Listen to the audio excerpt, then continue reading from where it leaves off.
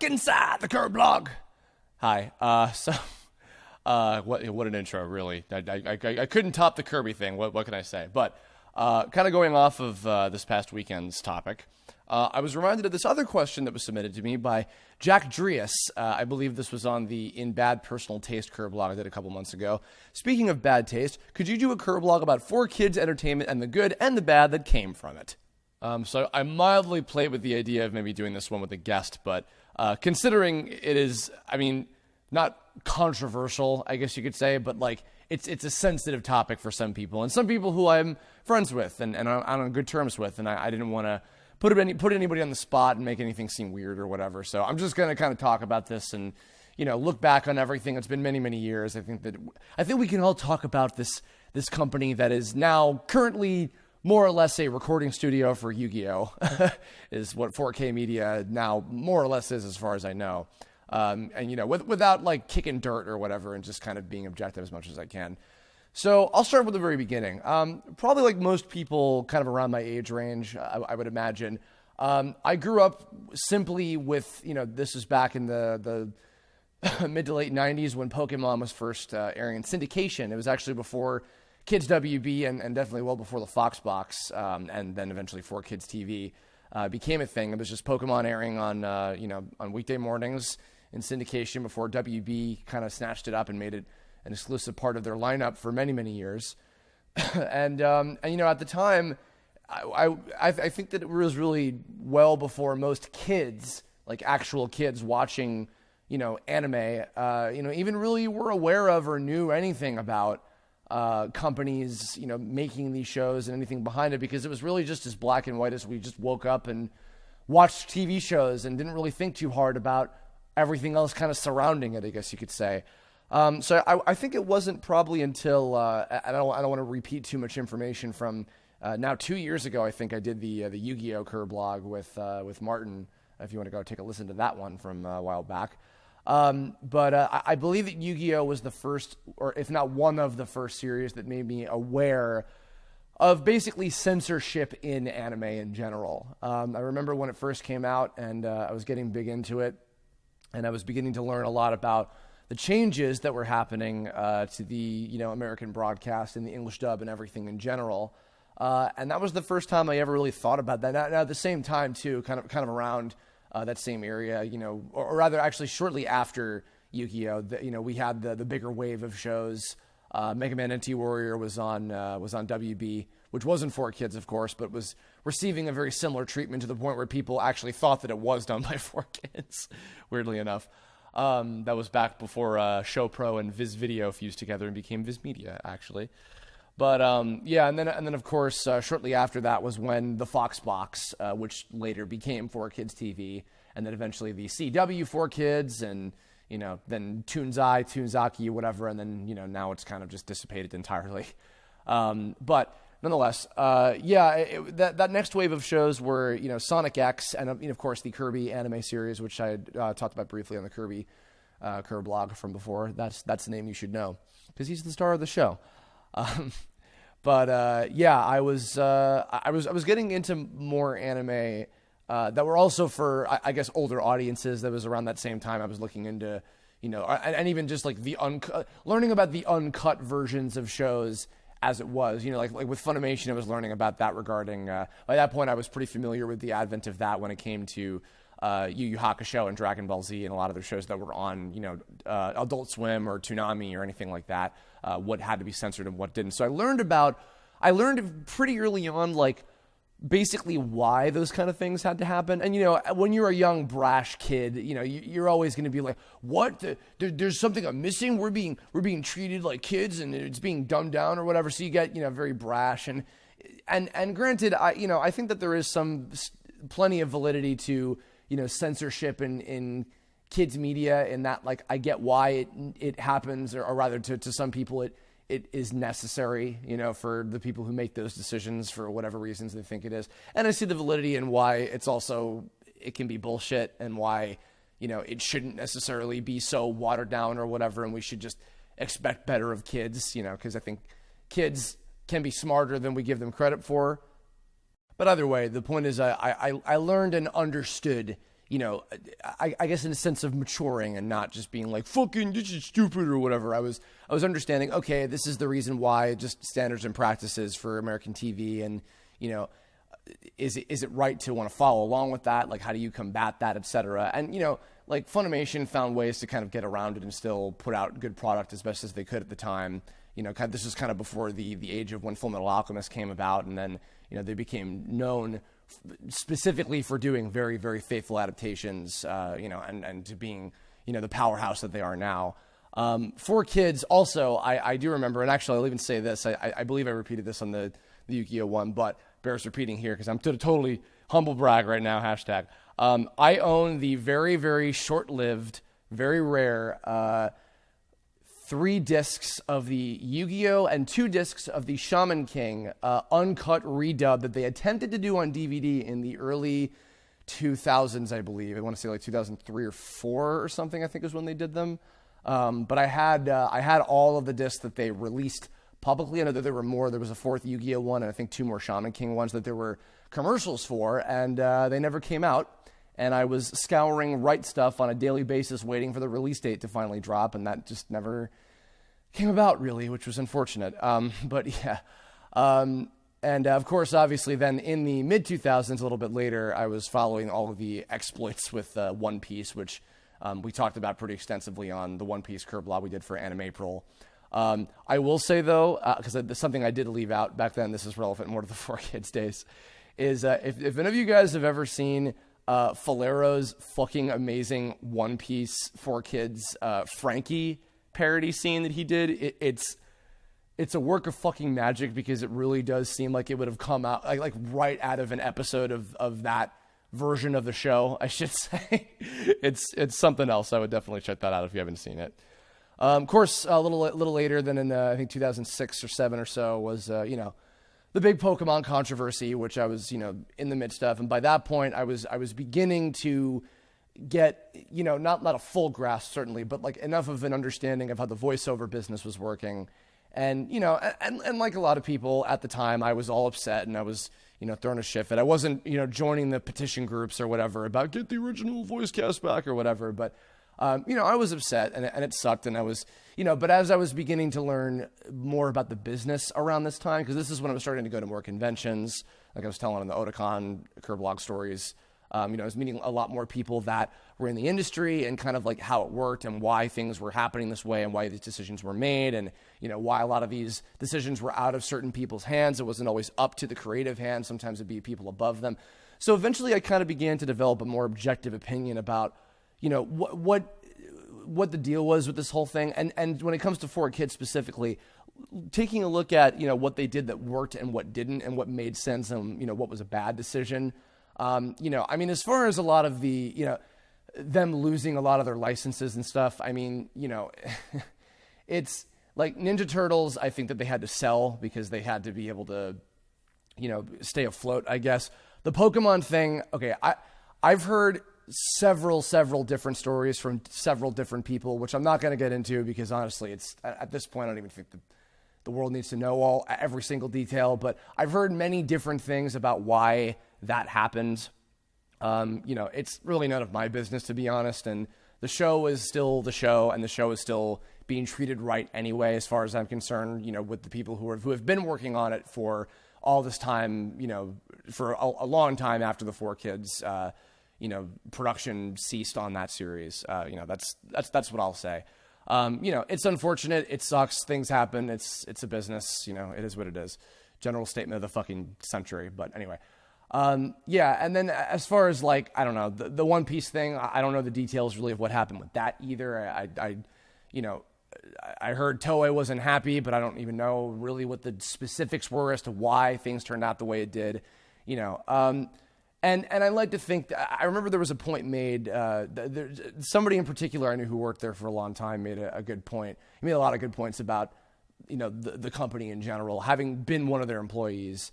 They were saying like, they were confused as to why they would license a show like One Piece, for instance, where it's like, there would be so much editing required in the first place. It's like, why would you even bother? It's like, this is so difficult to market to a Saturday morning, really little kids audience in the first place. It's like, why bother, Which, of course, the answer is, making money. No shit. But like in that kind of case, it's like, okay, this isn't a good fit. This doesn't really work for Saturday morning. This doesn't work because I think what it was is, it's interesting because supposedly, according to like some of the head guys, I don't even know if this is necessarily true either, but some of the head guys at 4Kids at the time, according to like a lot of things they were saying in like interviews and in like commentaries for some of the Pokemon movies and things, they really didn't expect for Pokemon to do as well as it did and to be as massive of a success as it was. And then I think further, Dan Green, I think at a convention was talking about how he wasn't, I think that they weren't expecting lightning to strike twice with Yu-Gi-Oh! And then it did. And I think that probably after, I'm going to come back a little bit to this point later, but the success, the overwhelming, like massive amount of success that those two shows had in a row, I think probably got to them to a point where it's like, okay, well, we're an authority on making money in the anime industry with, licensing these series. And then, of course, they expanded out to, other foreign shows like Winx Club and Funky Cops and Go-Go Riki and stuff like that, to which it's like, okay, that's cool. And again, it's a business and they made shit tons of money. So clearly a lot of the decisions they were making were working. I can't criticize that for certain. But I think when you look at stuff like what happened with One Piece, and then even also later, a lot of the crazy shit that happened with Yu-Gi-Oh! A few years ago when Zexal was kind of up in the air, and then it was interesting because in that kind of case, it was like this, for those of you who don't know, it was basically an ongoing battle between, I think it was TV Tokyo and Konami, and versus 4Kids. And there was even like a separate dub of Yu-Gi-Oh! Zexal being produced actually out here in California, by a director who I've now worked with, funnily enough. And so there are two separate dubs that exist of Yu-Gi-Oh! Zexal. There's one where Johnny Bosch was the main guy. It's just bizarre. But yeah, that was something. And then eventually they kind of won the battle in terms of getting, to still dub Yu-Gi-Oh! But they lost the war in terms of they basically went bankrupt. Al Khan had jumped ship by that point. The legendary U.S. kids don't read, Al Khan personality. I totally forgot to mention he was like a fucking internet meme practically for like years. The CEO of 4Kids, more or less. But yeah, what the hell was it? Yeah, they lost the war in terms of they basically got bought out, and now 4K Media, whatever it's called exactly, is now basically owned by Konami.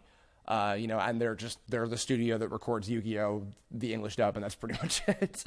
But yeah, so as far as I was talking about the employees, I eventually got to meet and speak with a lot of the actors and even a few of the directors that had worked there for many, many years. And pretty much everybody from there that I had met, anybody that wasn't nice, I won't mention, of course. But, the people, everybody else that I had met they're incredibly nice people, very, very cool to talk to. Obviously, I met Lisa Ortiz, Tom Wayland, and Carter Cathcart while I was working on Pokemon. That wasn't at 4Kids, obviously, but, they were 4Kids veterans and worked on different series there for many years. And they were all great people, and I've talked extensively about my time working on the show and everything, which was, great fun. Erica Schroeder, who was in practically every show that they did. Of course, she was the 4Kids version of Luffy. And Christopher Collet, who was the voice director for the One Kids, Jesus, the One Piece 4Kids dub. Sorry, Mike. Christopher Collet, and he directed a lot of the Sonic the Hedgehog games and a lot of other stuff. He and Erica were both very, very helpful, actually, with researching for a lot of the voice acting videos that I did. Actually, in the first run that I did a long time ago, back in, I guess that would have been 2014, I did those. Yeah, I talked extensively to them over the phone, and they were very, very nice, very helpful. Answered a lot of my questions. I worked with actually a guy who I feel like not very many people in fandom know of, but he totally deserves kudos. I worked with a guy named Tony Salerno on a project I did right after college. Michelle Knotts, who's Jessie on Pokemon and Kinder Spirit and Tome, got me this job at a place called Everest, which was a Turkish company that dubbed a lot of Turkish soap operas and live action shows and some cartoons and things like that. And she got me a job on that we actually got to record together, which was a lot of fun. And in our first session, we worked with Tony Salerno, who, voice-wise, I think you'd know him as, he was Chaz on Yu-Gi-Oh! GX, and he was Chip in Sonic Unleashed, and a whole bunch of other stuff. He is an old-school, first-generation, anime voiceover and directing engineering guy. In fact, actually, if I'm remembering correctly from a lot of other panels and interviews, I believe he is like the guy that got most of the like a lot of anyway of the voice actors that you guys would know from Pokemon and Yu-Gi-Oh! And a lot of the New York-based anime dubs into the voiceover or anime dubbing industry in the first place. I also mentioned, of course, in the Yu-Gi-Oh! One a while ago that I did have the pleasure of meeting Dan Green a couple times. The first time was when I interviewed him for a school project in my final year of college, and he was wonderful to talk to, and it was a great interview. He was very gracious and great guy to talk to. The second time that I saw him, actually, this is kind of a funny chain of events story. So there was a special event where they had the premiere of the Yu-Gi-Oh! 3D Bonds Beyond Time movie. This was before Martin and Mariana came down to visit and see it in the public release, but I went to a special event that a friend of mine at the time, he goes by Ishtar. I haven't talked with him in years, so if you're out there, Ishtar, thank you for this again. He got me in, and it was basically an officially like sanctioned for kids and Konami event, and they had Sean Schemmel, who was playing Paradox in the movie there, Darren Dunstan, who is the voice of Pegasus, and he's been the most consistent voice director for Yu-Gi-Oh! For a long time. I think he's been doing it since 5Ds, and I'll get back to Darren later. I saw Dan Green again there, and he was very kind. I almost tried to hook up him and Little Karibo meeting each other at the time, but of course then later they got to meet each other at a convention a few years later, which was awesome. But funny story, so actually at that special event, I met Michael Hagney, who was one of the original like producers and writers and directors, like big combo guy, like one of the heads of 4Kids back in the day. Even when he and the producer Norman Grossfeld were just doing the dub for Pokemon out of Taj Studios before they kind of built their empire off of the massive amount of fucking money that Pokemon made. But also Michael Hagney was the voice of many Pokemon characters. He did like Charmander and Snorlax and Hitmonlee, Hitmonchan. Like, I can't even list them all. But I met him there, and I told him that I knew who he was because I used to listen to the commentaries that he and the producer Norman Grossfeld did on all the early Pokemon movies. And he was like, oh my God, that's crazy. So they were doing interviews with people that were going in to see the Yu-Gi-Oh! Movie, and he had me come up. And he was like, hey, can you do the catchphrases and stuff? And he was like, yeah, totally. So I did it's time to duel, get your game on, and let's rev it up, like in the voices of like Yugi, Jaden, and Yusei, respectively. I had slipped earlier, like, oh, I do voiceover. I did some work on Pokemon at the Leader Studio. And then Michael basically gave me his card, and he was like, I want to work with you. Like let's reach out to me later. I was like, holy shit. That ended up being way later. And I think actually it was because also Tom Wayland put in a good word for me like way afterward. I'd done my Pokemon episodes by that time. I had one audition ever at 4Kids. It was for Yu-Gi-Oh! Zexal, and it was for Mr. Heartland and Dr. Faker, if any Yu-Gi-Oh! Fans know who those characters are. Not my greatest characters in terms of my vocal range, but I did my best. I was just kind of flying by the seat of my pants. And I worked with Darren Dunstan, who was very nice, and he was super cool to work with. And also, actually in that same round of auditions, Mick Lauer, a Rice Pirate, went on to get one of the old man characters whose name escapes me, but he was in the show for a little while as well for that part of the series. And I got to see the 4Kids, like facility. It has a nice ass facility. They had like all of their like awards and like cool toys and arcade machines and things like from all the years that they had been in business with the Pokemon days and everything. And it was crazy to see all that shit. It was very cool.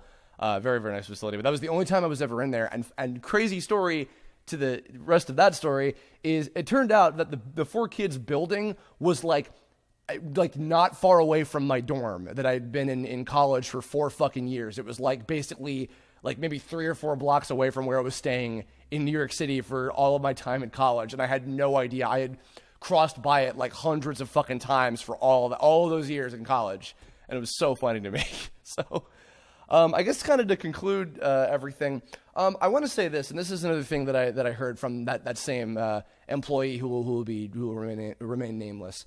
They had said 4Kids was, for all the warts and everything that people rip on them for, whether that's fair or not, it is what it is. But here's a fact. This is a tried and true fact.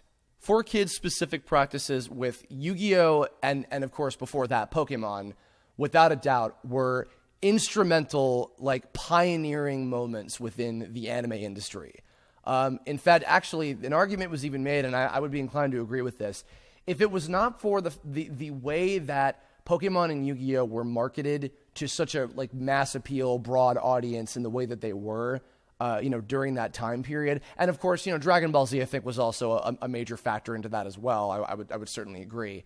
But my point being is, I think that on the 4Kids end of thing, like, they were instrumental in the anime industry being so huge, to the point where I think if it wasn't for them, I don't think we would have nearly as much anime on TV in the first place. I don't think that we would have nearly as much anime brought to the U.S. in the first place. I don't even think that we would have a convention every other weekend, I should say, if it were not for the popularity of those shows, and the popularity that was garnered in part not just to the fact that the shows themselves were great, of course, but also in the way that they were marketed and presented and distributed by 4Kids during that period from the mid to late 90s and then even the early 2000s. I think that is something that, so if anything, to any and all of you, when you look back, and I know it's easy to make the jokes, and people still make those kind of like April Fools, like, oh, what if 4Kids did this show or whatever? It's like, I get it, haha. But in your adulthood, look back on that and just think that in not even just a small way, and actually a pretty big and a pretty important way, 4Kids was important to the anime industry, and I think that they are all worth being appreciated. And everybody who's ever worked there, everybody who did any voiceover work there, etc., who I've met and I've communicated with, who've all been very nice. There's a great interview actually on Anime News Network. If you go back and listen to that on their podcast, they interviewed one of the marketing people or like brand managers or something from 4Kids, and it was a really cool interview. So go find that. Maybe I'll have a link to that in the description. That's pretty much it. I guess, at the risk of whatever's going to happen as a result of this, leave a comment. Be nice in the comments below, regarding the subject matter. But that's going to be it. So thanks for listening. If you have future Kirblog topic suggestions, let me know. I think I'll have the next one for this weekend upcoming with a guest about another video game possibly coming up. So look forward to that. But thanks for listening otherwise, as always. And just never forget about the pop gun with the hammer on the end of it that Helmeppo used. Bye.